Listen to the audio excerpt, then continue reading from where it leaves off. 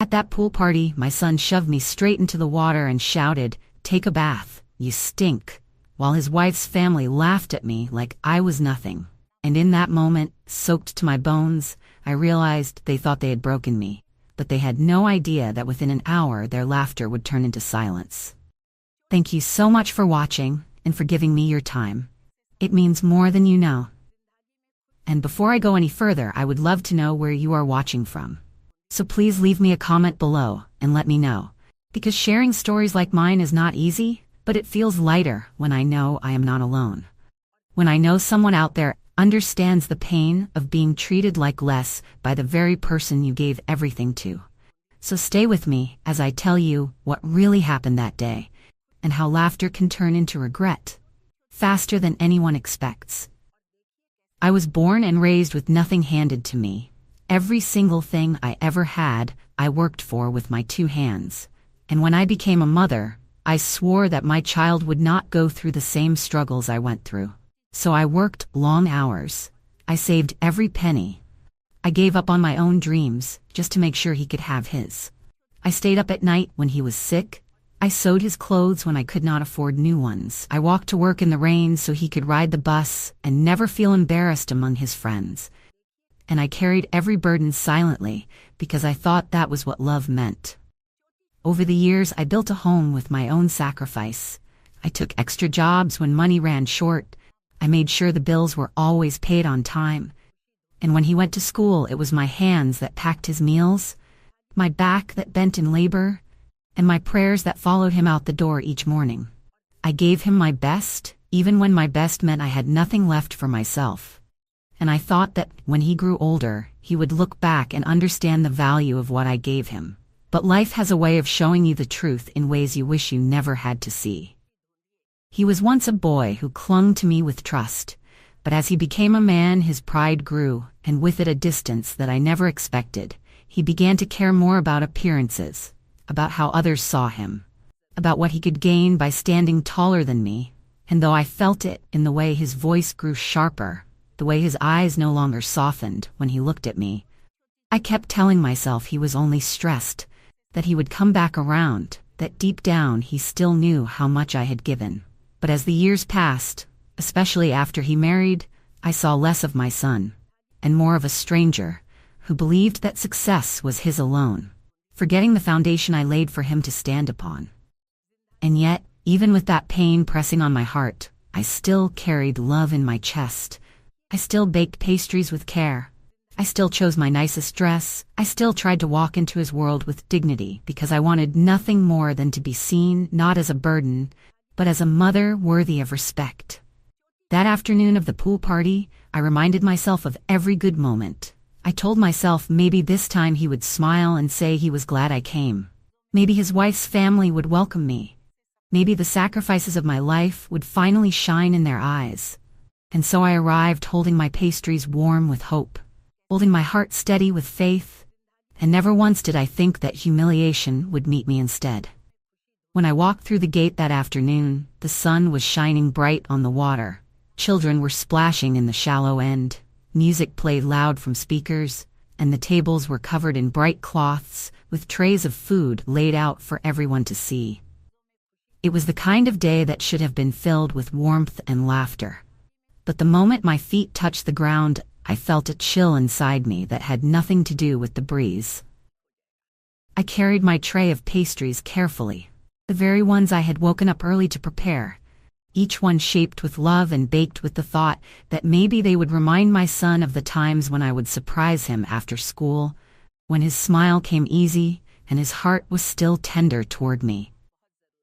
But as I moved closer, I could see the glances from his in-laws, eyes scanning me from head to toe, whispering behind their hands as if I were an uninvited guest who had stepped into a world too polished for someone like me.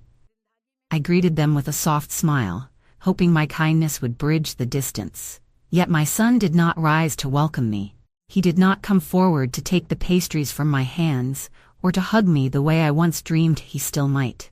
Instead, he leaned back in his chair, smirked at the people around him, and let a cruel laugh slip through his lips as if my very presence was an inconvenience. I set the pastries down and straightened my dress, pretending not to notice, pretending that maybe he was only distracted. But deep down my chest tightened, because a mother knows when love has turned into something else, something cold and sharp that no longer carries gratitude. I tried to mingle quietly at the edge, to sit with dignity and let the joy of the day move around me, even if I was not part of it. But then I heard him raise his voice above the music, his words slicing through the air like a blade. He mocked me in front of them all, telling me I smelled like old soup. And before I could even process the cruelty of it, he placed his hand on my shoulder, and with a shove set me tumbling into the pool.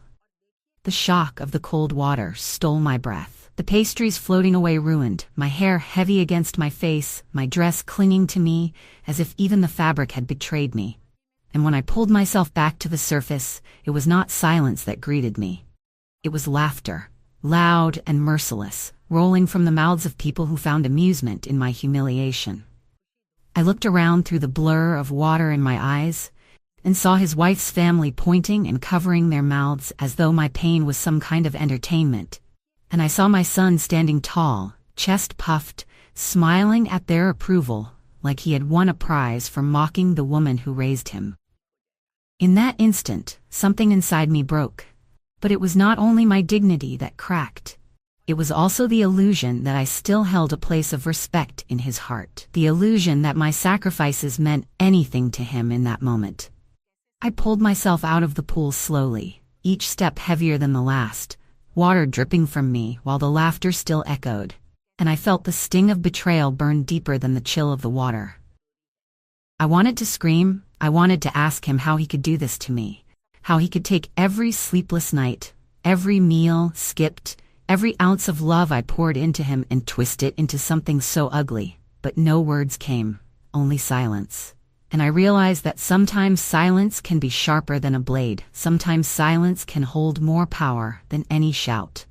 I gathered what remained of my pastries, held my head as high as I could manage, and even though my body trembled, I walked away without a single word. Because though they thought they had won, though they believed I was broken, I carried within me a truth they had forgotten. A truth that would speak louder than their laughter before the day was done. As I walked away from that pool, dripping wet with every step, I could still hear the sound of their laughter chasing after me, each chuckle and whisper pressing harder on my heart than the water that clung to my skin. And though I kept my head lifted, inside I was breaking in ways I never thought possible. I thought about the life I had given to raise him, the hours I had bent my back, the meals I had skipped so he could eat, the clothes I had patched so he would never feel ashamed among his friends. And now here I was, treated like a joke by the very son I had sacrificed everything for. I told myself not to cry in front of them, not to give them that satisfaction, but when I reached the quiet of the parking lot, my tears fell freely, mixing with the drops of water that still ran down my face. I sat for a moment with my pastries, now ruined, and I asked myself what mistake I had made in my life to deserve such cruelty. I wondered how love could turn into mockery so easily, and whether he had forgotten that the very ground beneath his feet had been built with my hands. I remembered the nights when I held him close, when he would whisper promises of never leaving me, and how those words had once been the comfort that pushed me through hardship. But standing there drenched and humiliated, I realized those promises had long since disappeared. His wife's family had become his world, their approval his treasure, and I was no longer a mother in his eyes, but a shadow he wanted erased. Yet, as much as the pain cut through me, something else began to stir inside. Something steady and strong. Because while they had laughed at me for falling, they did not know that I still held the strings to much of what they called theirs. My name was still written on papers they had never bothered to read. My sacrifices still carried weight in ways they had long forgotten. And as I wiped my tears and steadied my breath, I told myself I would not fight them with shouting. I would not lower myself to their level. I would let silence do its work. I would let truth rise in its own time, and I would let them learn that respect cannot be mocked away. I climbed into my car, the seat damp beneath me, and as I started the engine, I looked back one last time at the house, the lights glittering, the party in full swing, And I whispered to myself that an hour from now things would be different, because laughter built on cruelty never lasts. And dignity, even when broken, has a way of returning stronger than before. As I drove away from that place, the sound of their laughter still echoed in my ears. But with every mile I put between us, the sting began to change. It was no longer only the ache of humiliation, it was a quiet fire building inside me, reminding me that I was not as powerless as they believed. I thought of the papers safely tucked away in my drawer at home, the ones they had never cared to ask about, the ones that carried my signature on the lines they all ignored, and I felt my heart steady because I knew the house they flaunted, the utilities that kept their comforts running, and even the very event they were celebrating had strings tied to me, strings they had pulled too hard without realizing who had woven them. When I reached my home, I walked inside slowly, still wet from head to toe, and I placed what remained of the ruined pastries on the counter, staring at them as if they were a symbol of all the love I had offered and all the care that had been trampled. And for a moment I allowed myself to feel the sorrow fully, to let the tears fall again, because sorrow unspoken only turns into bitterness.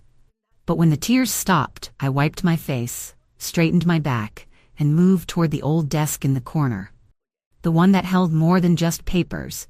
It held proof of every sacrifice, every bill paid, every foundation laid by these weary hands. I pulled open the drawer, and there it was, neat stacks of documents that bore my name, the deed to the house they called theirs, the accounts used to fund their lavish gatherings, the receipts from the event planner who had been instructed to take my calls only. And as I looked at them, I felt a calm wash over me. Not anger, not revenge in the way people often think, but a calm strength that told me I did not need to raise my voice to be heard. I only needed to move wisely.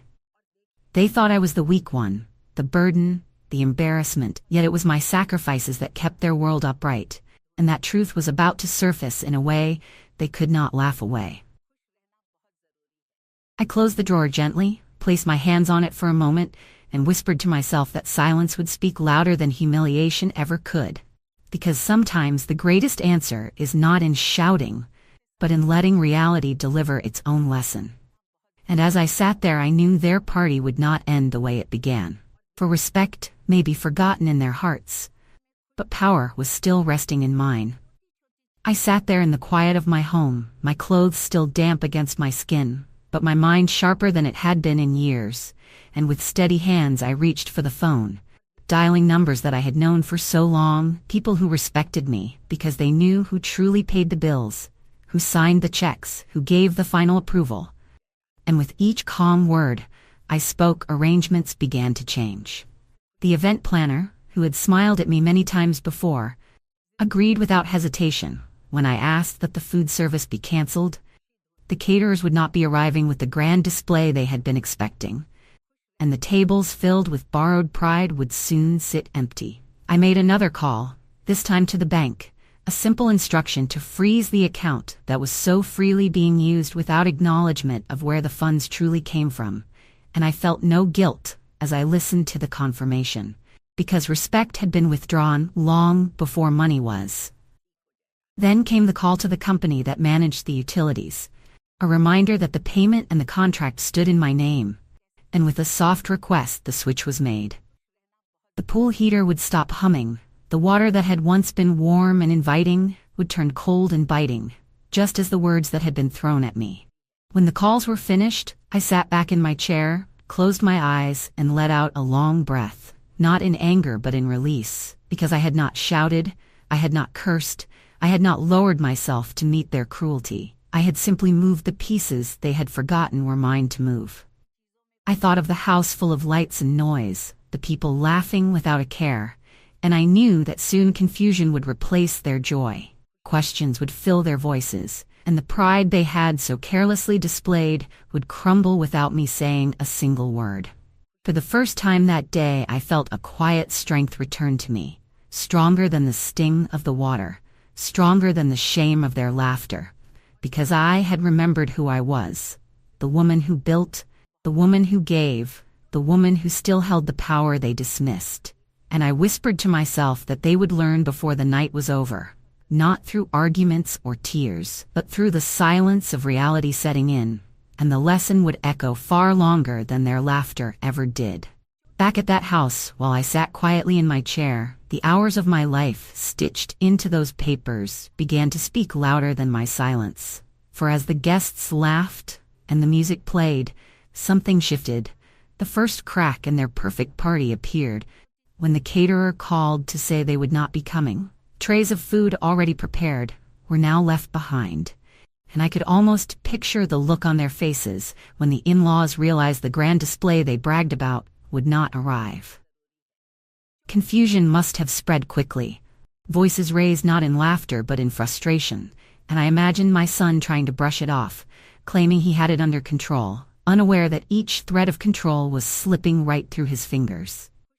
Then came the pool, the same water they had shoved me into, the same water that had swallowed my dignity for a moment, and yet within an hour it turned against them. The heater shut down, the water turning icy, children shivering as parents pulled them out, wives clutching their arms against the sudden chill, and the very place of my humiliation became the stage of their discomfort. I knew his wife's family, proud and boastful as they were, would not take kindly to being made uncomfortable. Their whispers, once mocking me, now surely turned toward him, questioning his ability, questioning why nothing seemed to work as he promised it would. Phones began to buzz in their pockets, declined payments flashing across screens, transactions failing, and the sound of their laughter was replaced by hushed arguments, tight voices, and faces that no longer looked amused but unsettled. I could almost hear my son's voice rising, trying to defend himself, insisting it was just a mistake, that it would all be fixed. But I knew the truth he dared not admit, that everything they leaned upon, every bit of luxury they flaunted, was tied to the very woman they had ridiculed and cast aside that afternoon. I sat with my hands folded, the ruined pastries still on the counter beside me, and though I did not smile, there was a calm that spread through me, because I did not need to see their panic with my own eyes to know it was happening. I did not need to stand there to reclaim what they thought they had taken from me. My silence was enough. My patience was enough. And the weight of their own arrogance was beginning to pull them down. That hour that followed my humiliation became theirs, and the laughter that once filled the air turned into a silence so heavy it could not be ignored.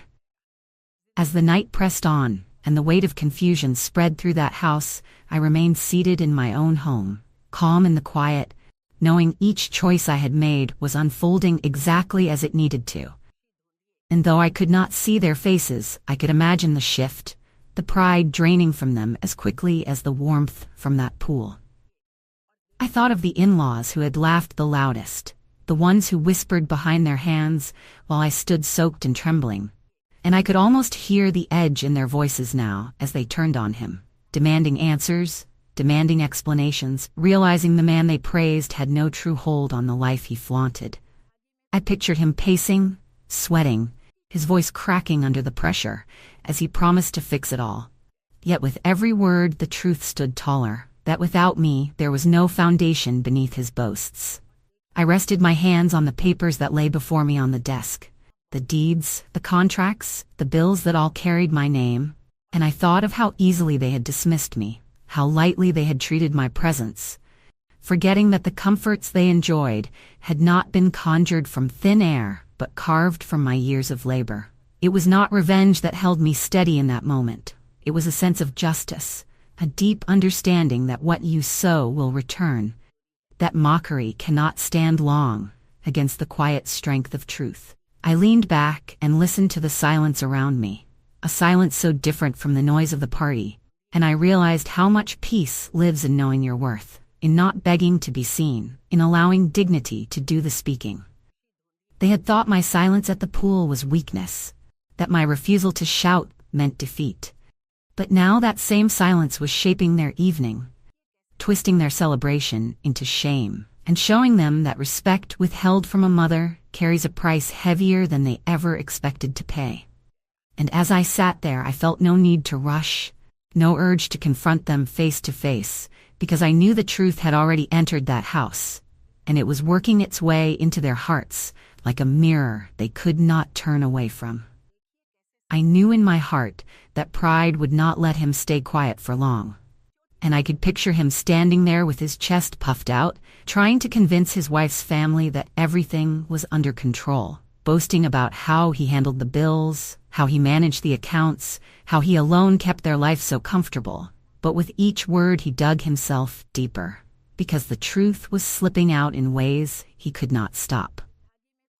His voice may have carried authority for a moment, but when another declined payment flashed on a phone screen, when another service failed to arrive, when the cold of that pool crept through the night air, his confidence began to falter. And I knew the same people who had laughed at me were now looking at him with doubt in their eyes. I could almost see the in-laws leaning close to each other, whispering questions he could not answer, their faces souring as they began to realize he had promised them more than he could provide. And in that realization, their mockery turned into unease. The same man who had shoved his own mother into the water to win their approval was now scrambling for dignity, and I knew every false word from his mouth would crumble against the reality I had quietly set into motion. He had built his image on the illusion that he was the provider, the strong one, the man who carried it all. But illusions cannot survive when the ground beneath them is owned by someone else. I sat at my desk, hands folded, and thought about how quickly the wheel of fortune turns when built on arrogance, how easily pride collapses when tested. And I found no joy in it, only a quiet justice, because this was not about revenge but about balance being restored. They had forgotten that respect is the foundation of any family, and without it, everything else begins to sink. I thought of his voice cracking as he tried to reassure them, of his wife's family looking on with narrowed eyes, and I knew in that moment he felt what I had felt at the pool. The sting of humiliation, the weight of silence pressing harder than any words. And so I let the night carry on, knowing that the lesson was being written not by my hand, but by the truth they had all ignored. As the truth pressed harder into that night, I knew the moment of silence had finally arrived. For the music that once roared so loud had grown faint. The laughter that once echoed so sharp had disappeared. And in its place, there was nothing but murmurs and restless shifting as the party lost its shine. I could imagine the guests glancing around with disappointment, whispering about leaving early, their excitement replaced with irritation, and his wife's family no longer looking at me with ridicule because I was gone, but at him with suspicion, because the man who promised them everything could no longer deliver. The same house that had been filled with pride now trembled under the weight of doubt, and the glow of celebration dimmed into something closer to shame. I sat in my chair at home, the clock ticking softly beside me, and I thought about how quickly the world changes when respect is absent, how one careless act of cruelty can unravel even the grandest of gatherings. And I felt the stillness in my heart grow stronger. I did not need to stand there and watch. I did not need to raise my voice or demand an apology, because the silence of reality had spoken louder than I ever could. And that silence had stripped away their arrogance piece by piece. My son, who had once laughed at my expense, now stood in front of people who no longer saw him as proud, but as careless, as a man who mocked the very person who had built the ground beneath him, and who now could not hide the cracks breaking through his performance. I thought of him looking around, seeing the disappointment in their eyes, feeling the weight of questions he could not answer. And in that instant I knew he was tasting the same bitterness he had forced upon me. Humiliation in the eyes of others, isolation in the very place he thought was his kingdom. And though I felt no joy in his downfall, there was a sense of justice that washed over me, a calm understanding that what you give to others comes back. And the laughter that once pierced me now echoed against him. That hour of silence that replaced their joy was not mine to enforce. It was the natural consequence of their cruelty. And as I breathed deeply, I realized that the dignity I had carried away with me was worth more than any approval they could have given. When the night finally broke apart and the guests began to leave with their disappointment still fresh, I knew the silence would follow him long after the last light went out, because humiliation does not vanish with the crowd. It lingers in the heart, and it lingers even louder when you know you brought it on yourself. I stayed in my home with the papers still laid before me, calm in the knowledge that they had seen a glimpse of the truth. But I also knew the real weight of that truth was waiting for him when he came to me. Because pride can only shield a man for so long before desperation forces him to face the very person he cast aside. I thought about how he might walk through my door, his voice rising in anger, accusing me of ruining his perfect evening. But deep down, he would know that the ruin came not from me, but from his own hands, the moment he chose cruelty over respect. I could already hear the words forming, the same excuses he had used all his life. Blaming circumstances, blaming others, pretending not to remember the sacrifices that had carried him. But this time, the excuses would not stand, because in his eyes, he would see the reflection of his own betrayal. And he would realize that the mother he mocked still held more power in silence than he did in all his boasting. I told myself I would not scream, I would not argue, I would not lower myself to match the anger he might bring. I would simply place before him the deeds, the accounts, the contracts, and let him read the truth with his own eyes. There is a kind of justice that does not need noise, and that night I decided to let justice sit quietly at the table between us. I imagined the moment clearly, his voice faltering as he saw the papers, his pride draining just as quickly as the laughter had drained from that party. And though it would hurt him to face it, I knew it was the only way he would learn that respect cannot be demanded through arrogance. It must be given through love. And once lost, it cannot be bought back with empty words. And so I waited, not with bitterness, not with fear, but with the calm certainty that no one can take away dignity once you choose to hold it. And in that calm I realized I had already won. Not because I had broken him, but because I had refused to let him break me. And when I think back on that day, I no longer feel the sting of the cold water or the weight of their laughter. I feel instead the strength that came from walking away with my dignity still intact, because humiliation cannot last when truth rises to the surface. And the truth was that without me, their pride had no ground to stand on. My son may never fully understand the depth of the pain he caused, but I know he will never forget the silence that followed his cruelty. And I know his in-laws will never look at him the same way again. Life has a way of teaching lessons in its own time, and that night the lesson was not mine to carry. It was his. I want to thank you for staying with me until the end of my story.